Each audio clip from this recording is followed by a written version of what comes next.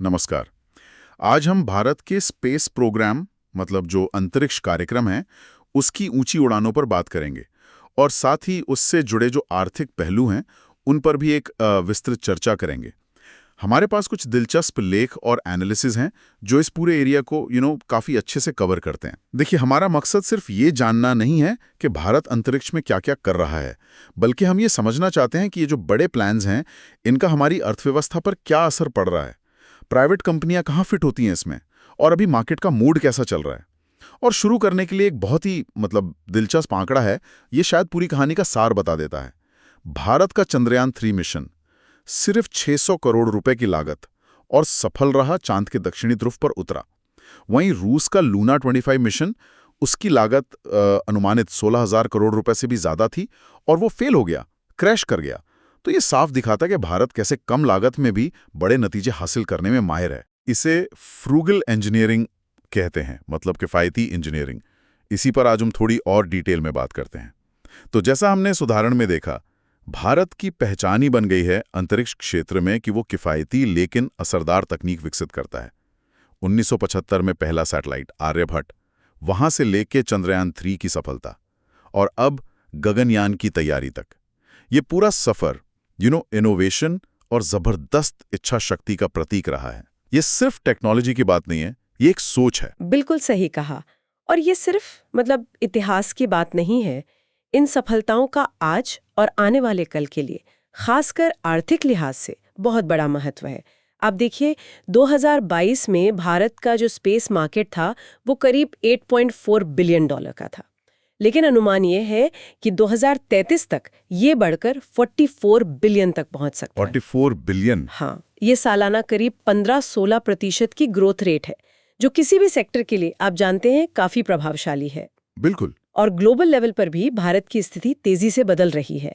2022 में दुनिया की स्पेस इकोनॉमी में हमारी हिस्सेदारी बस 2% थी, लेकिन लक्ष्य है कि 2030 तक इसे 8% तक ले जाएं और 2047 यानी आजादी के 100वें साल तक 15% तक। 15%? हाँ, ये आंकड़े बताते हैं कि भारत अब सिर्फ एक पार्टिसिपेंट नहीं, बल्कि स्पेस इकोनॉमी का एक अहम खिलाड़ी बनने की राह पर है।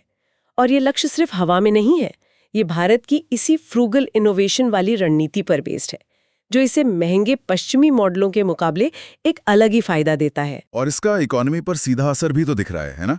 मतलब ये सिर्फ बड़े रॉकेट और सैटेलाइट की कहानी नहीं है। आंकड़े बताते हैं कि पिछले 10 साल में स्पेस सेक्टर ने भारत की जीडीपी में लगभग $24 बिलियन जोड़े हैं। हाँ, 24 बिलियन। और करीब 95,000 नौकरियां भी या तो पैदा की या सपोर्ट की। तो ये हाईटेक होने के साथ साथ जमीन पर भी असर डाल रहा है। हाँ, और एक बहुत महत्वपूर्ण पहलू है इसका मल्टीप्लायर इफेक्ट। स्रोत बताते हैं कि स्पेस सेक्टर में खर्च किया गया हर ₹1 अर्थव्यवस्था में करीब ₹2.5 का मूल्य पैदा करता है। अच्छा, ₹1 का ₹2.5? हाँ, मतलब ये निवेश अपने से 2.5 गुना ज्यादा इकोनॉमिक एक्टिविटी बढ़ाता है। साथ ही इस सेक्टर में जो लोग काम करते हैं उनकी प्रोडक्टिविटी मतलब उत्पादकता नेशनल एवरेज से करीब 6.5 गुना ज्यादा है। 6.5 गुना? जी। ये दिखाता है कि ये कितना हाई स्किल और हाई वैल्यू सेक्टर है। अच्छा, तो ये जो तेज रफ्तार ग्रोथ है, इसके पीछे मेन ड्राइवर्स क्या हैं? कौन से सेगमेंट्स हैं जो इसे आगे बढ़ा रहे हैं? इसमें सबसे बड़ा हिस्सा लगभग 54% वो सैटेलाइट कम्युनिकेशंस का है। Okay, sitcom. हाँ, सैटकॉम। सोचिए, डीटीएच टीवी से लेकर दूर दराज के इलाकों में इंटरनेट कनेक्टिविटी तक सब इसी पर निर्भर है। दूसरा बड़ा हिस्सा करीब 26% नेविगेशन सेवाओं का है, जैसे हमारा अपना नेविक सिस्टम है जो जीपीएस की तरह काम करता है। हाँ, नेविक। और तीसरा लगभग 11% वो लॉन्च सर्विसेज का है, जहां पीएसएलवी रॉकेट एक बहुत ही भरोसेमंद वर्क हॉर्स बन चुका है। ये वो एरिया है जहां भारत की क्षमताएं खास तौर पर मजबूत हैं और जहां अब प्राइवेट सेक्टर भी आ रहा है। प्राइवेट सेक्टर की बात करेंगे अभी। हाँ, और अगर हम इसे ग्लोबल कॉन्टेक्स्ट में देखें तो तस्वीर और भी विशाल हो जाती है। पूरी दुनिया की स्पेस इकोनॉमी 2024 में करीब $600 बिलियन की मानी जा रही है और अनुमान है कि 2035 तक ये 1.8 ट्रिलियन को छू सकती है। 1.8 ट्रिलियन? हाँ, यानी अगले 10 साल में ये तिगुनी हो सकती है। बाप रे। और इस ग्लोबल उछाल में भारत अपनी जगह बनाने की पूरी कोशिश कर रहा है। फंडिंग की बात करें तो? हाँ, फंडिंग और सरकारी खर्च में 2024 में अमेरिका 79.6 बिलियन के साथ सबसे आगे है। इसमें नासा और डिफेंस दोनों शामिल हैं।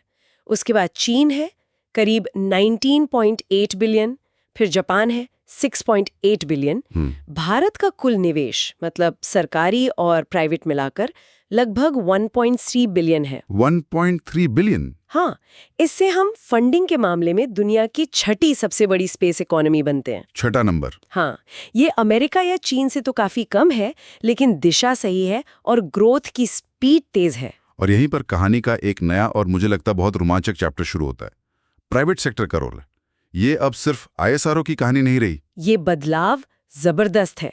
सोचिए 2022 में भारत में मुश्किल से 1-2 स्पेसटेक स्टार्टअप्स का नाम सुनने में आता था। आज 2024 में ये संख्या लगभग 200 के करीब पहुंच गई है। 200? हाँ, और कुल मिलाकर 400 से ज्यादा प्राइवेट कंपनियां किसी न किसी तरह स्पेस सेक्टर से जुड़ चुकी हैं। अच्छा, इनमें पिक्सल स्पेस जैसे स्टार्टअप्स हैं। वो पृथ्वी की निगरानी के लिए हाई रेजोल्यूशन सैटेलाइट्स का पूरा नेटवर्क बना रहे हैं। स्काईरूट एरोस्पेस और अग्निकुल कॉस्मोस जैसी कंपनियां हैं जो अपने खुद के छोटे सैटेलाइट लॉन्च व्हीकल मतलब SLV बना रही हैं। हाँ, ये नाम काफी सुनने में आ रहे हैं आजकल। बिल्कुल, कुछ प्रोपल्शन सिस्टम्स पर काम कर रही हैं, तो कुछ सीधे सैटेलाइट बनाने पर। ये पूरा इकोसिस्टम बहुत तेजी से डेवलप हो रहा है। हाँ, और ये बदलाव अचानक नहीं हुआ है। ये एक सोची समझी रणनीति का हिस्सा है। इसरो यानी इंडियन स्पेस रिसर्च ऑर्गेनाइजेशन, उसकी भूमिका बदल रही है। पहले इसरो सब कुछ खुद ही करता था, रॉकेट बनाना, सैटेलाइट बनाना, लॉन्च करना। हाँ, सब कुछ इन हाउस। बिल्कुल। अब इसरो धीरे धीरे एक अनेबलर की भूमिका निभा रहा है, मतलब एक सूत्रधार। वो टेक्नोलॉजी डेवलप कर रहा है, स्टैंडर्ड्स तय कर रहा है और प्राइवेट कंपनियों को आगे आने के लिए प्रोत्साहित कर रहा है। अच्छा, तो इसरो अब डायरेक्ट काम करने के बजाय दूसरों को मौका दे रहा है? हाँ, एक तरह से। और इस बदलाव को स्पीड देने के लिए कई पॉलिसीज और रिफॉर्म्स भी लाए गए हैं। जैसे स्पेस सेक्टर में जो सबसिस्टम्स और कंपोनेंट्स बनते हैं, उनमें 100% तक FDI यानी डायरेक्ट फॉरेन इन्वेस्टमेंट को मंजूरी दे दी गई है। 100%? ये तो बहुत बड़ा कदम है। बहुत बड़ा। इससे ना सिर्फ पैसा आएगा, बल्कि नई टेक्नोलॉजी और ग्लोबल सप्लाई चेन से जुड़ने का मौका भी मिलेगा। साथ ही नई टेक्नोलॉजी को अपनाने और डेवलप करने में कंपनियों की मदद के लिए 500 करोड़ रुपए का एक टेक्नोलॉजी अडॉप्शन फंड भी बनाया गया है। तो मतलब सरकार और इसरो मिलके एक ऐसा माहौल बना रहे हैं जहां प्राइवेट कंपनियां आसानी से काम कर सकें, फल फूल सकें। बिल्कुल। अगर हम इसे बड़ी तस्वीर में देखें तो लक्ष्य एकदम साफ है, भारत में ही एक आत्मनिर्भर पूरा स्पेस इकोसिस्टम तैयार करना।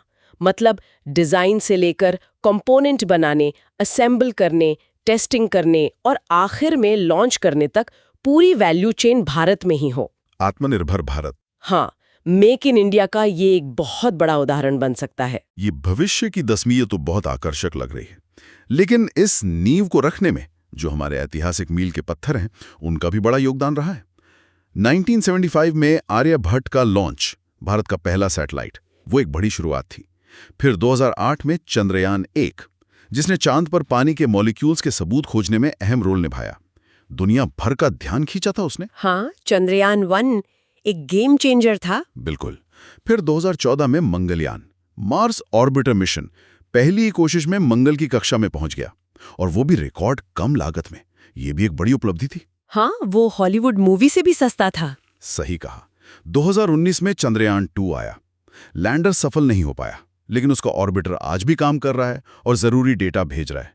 और फिर 2023 में चंद्रयान 3 की दक्षिणी ध्रुव पर सफल सॉफ्ट लैंडिंग। ऐतिहासिक पल था वो। हाँ, इसने भारत को अमेरिका, रूस और चीन के बाद चांद पर सॉफ्ट लैंडिंग करने वाला चौथा देश बना दिया और दक्षिणी ध्रुव पर पहुंचने वाला पहला देश। ये वाकई में प्रेरणा देने वाले पल रहे हैं। हाँ, और इन्हीं सफलताओं के कंधों पर भविष्य की और भी बड़ी योजनाएं टिकी हैं। 2025 में इसरो स्पेसएक्स की तरह स्पेस डॉकिंग का प्रदर्शन करने का टेस्ट करने वाला है। स्पेस डॉकिंग मतलब अंतरिक्ष में दो यानों को जोड़ना? हाँ, बिल्कुल। ये भविष्य में जो भारतीय अंतरिक्ष स्टेशन बनाने का प्लान है, उसके लिए एक बहुत जरूरी टेक्नोलॉजी होगी। फिर 2026 तक गगनयान मिशन भेजने का लक्ष्य है। गगनयान, हाँ, भारत का पहला मानव युक्त मिशन। जी, 3 अंतरिक्ष यात्रियों को पृथ्वी की निचली कक्षा में ले जाकर सुरक्षित वापस लाना, ये एक बहुत बड़ी तकनीकी चुनौती है। बिल्कुल। इसके आगे की योजनाएं तो और भी बड़ी हैं। 2035 तक भारतीय अंतरिक्ष स्टेशन स्थापित करने का लक्ष्य है। ये एक तरह से अंतरिक्ष में भारत का अपना एड्रेस होगा, जहां लंबे समय तक साइंटिफिक एक्सपेरिमेंट्स किए जा सकेंगे। अपना स्पेस स्टेशन? हाँ, और फिर 2040 तक भारत का लक्ष्य है कि एक भारतीय अंतरिक्ष यात्री को स्वदेशी तकनीक से बने रॉकेट और यान से चंद्रमा पर उतारा जाए। चांद पर भारतीय? जी, ये सिर्फ एक टेक्नोलॉजी की छलांग नहीं होगी, ये भारत की बढ़ती साइंटिफिक और स्ट्रेटेजिक ताकत का प्रतीक भी होगा। और इन सब के पीछे 2047 का एक बड़ा विजन है। आज़ादी के 100 साल पूरे होने पर भारत स्पेस सेक्टर में पूरी तरह आत्मनिर्भर हो और ग्लोबल स्पेस इकोनॉमी में उसकी हिस्सेदारी कम से कम 15% हो। 15%? वो लक्ष्य फिर से आता है। हाँ, इसके अलावा ISRO climate change, pollution monitoring, मौसम की भविष्यवाणी जैसे एरिया में भी सैटेलाइट्स के जरिए महत्वपूर्ण काम कर रहा है, जिसका सीधा असर आम लोगों की जिंदगी और पृथ्वी के स्वास्थ्य पर पड़ता है। ये सब तो बहुत ही उत्साहजनक है। अंतरिक्ष में भारत वाकई ऊंची उड़ान भर रहा है। लेकिन कोई भी बड़ा प्लान हो, उसे जमीन पर उतारने के लिए देश का ओवरऑल इकोनॉमिक माहौल भी ठीक होना चाहिए, है ना? निवेश कहाँ से आएगा, बाजार का मूड कैसा है, ये सब भी मायने रखता है। तो चलिए अब थोड़ा ध्यान करंट मार्केट और इकोनॉमिक ट्रेंड्स पर डालते हैं, क्योंकि ये भी स्पेस सेक्टर के डेवलपमेंट के माहौल को अफेक्ट करते हैं। हमारे सूत्रों के अनुसार इस हफ्ते शेयर बाजारों ने काफी मजबूत शुरुआत की है। ऐसा लग रहा है कि इन्वेस्टर्स में थोड़ा ऑप्टिमिज्म लौटा है। हाँ, थोड़ी तेजी दिखी है। इसका एक कारण ये बताया जा रहा है कि प्रधानमंत्री मोदी ने शायद दिवाली से पहले जीएसटी दरों में कुछ कटौती के संकेत दिए हैं। बेशक ये अभी सिर्फ संकेत हैं, कंफर्म नहीं है, लेकिन इसने मार्केट सेंटीमेंट को जरूर बेहतर किया है। और कृपया ध्यान दें, ये जानकारी सिर्फ सूत्रों पर आधारित है। हम इसकी पुष्टि नहीं कर रहे, बस बता रहे हैं कि बाजार में क्या चर्चा है। हाँ, और घरेलू मोर्चे पर कुछ और पॉजिटिव फैक्टर्स भी दिख रहे हैं जो इस उम्मीद को बढ़ा रहे हैं। संभावित जीएसटी सुधारों की बात तो है ही, साथ ही इन्फ्लेशन यानी महंगाई दर में कुछ कमी के संकेत मिल रहे हैं। ऐसी उम्मीद भी बन रही है कि शायद इंटरेस्ट रेट्स अब और न बढ़ें या थोड़े कम हो सकते हैं। अच्छा। और इस साल मॉनसून भी कुल मिलाकर अच्छा रहने का अनुमान है, जो खेती और रूरल इकोनॉमी के लिए अच्छा संकेत है। ये सब मिलकर अर्थव्यवस्था के लिए एक पॉजिटिव माहौल बना सकते हैं। ये तो अच्छी बात है। सूत्रों में एक वीकली पोल का भी जिक्र है, जिसमें लोगों से पूछा गया कि क्या उन्हें लगता है कि दिवाली 2025 से पहले जीएसटी सुधार होंगे। हम यहाँ उस पोल के नतीजों का एनालिसिस नहीं कर रहे, लेकिन ये दिखाता है कि आर्थिक सुधारों की उम्मीदें मार्केट में चर्चा का विषय बनी हुई हैं।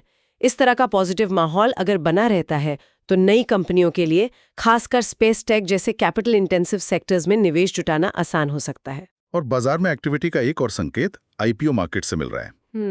आईपीओ यानी जब कोई कंपनी पहली बार अपने शेयर आम लोगों को बेचती है। बिल्कुल। जानकारी के अनुसार इस हफ्ते 7 नए आईपीओ सब्सक्रिप्शन के लिए खोल रहे हैं और 7 पुरानी कंपनियों की लिस्टिंग भी होनी है। काफी हलचल है आईपीओ मार्केट में। हाँ, ये दिखाता है कि कंपनियां बाजार से पैसा जुटाने के लिए आगे आ रही हैं और इन्वेस्टर्स में भी इंटरेस्ट है। बिल्कुल। अब अगर ग्लोबल संकेतों की बात करें तो इन्वेस्टर्स की नजर अमेरिका पर टिकी है। वहां का सेंट्रल बैंक फेडरल रिजर्व अपनी पिछली मीटिंग के मिनट्स जारी करने वाला है। फेड मिनट्स, हाँ। इससे पता चलेगा कि वो इंटरेस्ट रेट्स और इकोनॉमी के बारे में क्या सोच रहे हैं। इसके अलावा अमेरिका में घरों की बिक्री के आंकड़े, नौकरियों की स्थिति और पीएमआई, जो मैन्युफैक्चरिंग और सर्विस सेक्टर की एक्टिविटी का इंडिकेटर है, इन आंकड़ों पर भी बाजार की नजर रहेगी। क्योंकि ग्लोबल इकोनॉमी का असर तो हम पर पड़ता ही है। हाँ, खासकर अमेरिका का। वहाँ जो होता है उसका असर भारतीय बाजारों और निवेश के माहौल पर भी पड़ता है। कुछ और ट्रेंडिंग टॉपिक्स पर नजर डालें तो भारत में प्री फैब्रिकेटेड इमारतें, मतलब प्री फैब बिल्डिंग्स, काफी पॉपुलर हो रही हैं। अच्छा, वो जो फैक्ट्री में बनकर आती हैं। हाँ, वही, खासकर कमर्शियल और इंफ्रास्ट्रक्चर प्रोजेक्ट्स में इनसे कंस्ट्रक्शन तेज होता है। साथ ही सेबी, जो हमारा शेयर बाजार रेगुलेटर है, उसने आईपीओ में शेयर डाइल्यूशन को लेकर एक नया ड्राफ्ट जारी किया है। डाइल्यूशन मतलब मौजूदा शेयर होल्डर्स की हिस्सेदारी कितनी कम होगी? हाँ, एग्जैक्टली। इसे बड़े आईपीओ छोटा डाइल्यूशन कहा जा रहा है, जिसका मतलब है कि बड़ी कंपनियां आईपीओ लाते समय कम शेयर बेचकर भी जरूरी पैसा जुटा सकती हैं। इस पर भी बाजार में चर्चा चल रही है। अच्छा, तो इन सारी बातों का निचोड़ क्या निकाले हम? हमने देखा कि भारत अपनी किफ़ायती स्पेस टेक्नोलॉजी के दम पर कैसे ग्लोबल स्टेज पर अपनी जगह बना रहा है। भविष्य के प्लान्स बहुत महत्वाकांक्षी हैं। चांद पर इंसान भेजना, अपना स्पेस स्टेशन बनाना, इसमें प्राइवेट सेक्टर का रोल तेज़ी से बढ़ रहा है। इसरो अब एक एनेबलर बन रहा है और इन सबके बीच देश के मौजूदा इकोनॉमिक माहौल में भी कुछ पॉजिटिव संकेत दिख रहे हैं। हालांकि ग्लोबल चुनौतियां तो हैं ही। निष्कर्ष यही निकलता है कि भारत की जो स्पेस एम्बिशंस है वो अब सिर्फ साइंटिफिक खोज या नेशनल प्राइड तक ही सीमित नहीं है। ये देश के ओवरऑल इकोनॉमिक डेवलपमेंट, टेक्नोलॉजिकल आत्मनिर्भरता हासिल करने और दुनिया में एक बड़ी टेक पावर बनने की स्ट्रैटेजी का एक अहम हिस्सा बन चुका है। मतलब स्पेस अब सिर्फ फाइनल फ्रंटियर नहीं रहा। बिल्कुल नहीं, ये एक महत्वपूर्ण इकोनॉमिक और स्ट्रेटेजिक फ्रंटियर भी है। और जाते जाते एक सवाल सोचने के लिए छोड़ जाते हैं। जिस तेजी से भारत के स्पेस सेक्टर में प्राइवेटाइजेशन हो रहा है और नई नई कंपनियां आ रही हैं, ये स्पीड भविष्य में भारत के पूरे इनोवेशन इकोसिस्टम को, मतलब जो ओवरऑल इनोवेशन का माहौल है, उसे किस तरह से बदल सकती है। हाँ, ये सोचने वाली बात है। क्या ये एनर्जी, बायोटेक या दूसरे डीप टेक सेक्टर्स में भी इसी तरह के बदलाव और प्राइवेट भागीदारी को बढ़ावा देगा? इस पर सोचना दिलचस्प होगा। बिल्कुल। आज के इस विश्लेषण के लिए बस इतना ही। कृपया ध्यान दें कि यह सामग्री केवल सूचना और शैक्षिक उद्देश्यों के लिए है। इसे किसी भी प्रकार की निवेश सलाह या वित्तीय सिफारिश नहीं माना जाना चाहिए।